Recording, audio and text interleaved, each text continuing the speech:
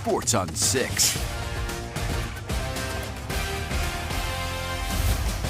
It's hardly a surprise, but today Matt Rhule made it official. Nebraska will roll with Anthony Colandrea as their starting quarterback as they exit preseason camp. That's what we all expected when he transferred in from UNLV in January. The reigning Mountain West Player of the Year brings swagger and substance to the position. His dual threat ability in particular expected to add a much-needed wrinkle to the Huskers' offense in year 4 under Matt Rhule. Anthony would play for us right now. All the quarterbacks have done a nice job. Anthony, I think the biggest thing is he's very competitive, very fiery. He expects to win every play.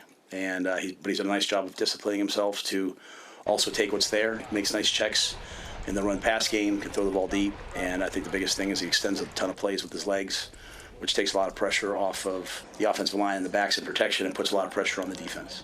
Rhule said TJ Lateef and Danny Kaelin are in the mix for the backup quarterback job.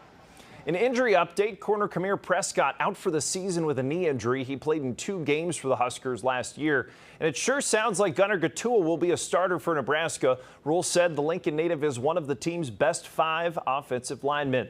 Nebraska had its second scrimmage today. Rhule said they had about 110 live plays. O-line transfer Tree Babalade did not participate due to injury.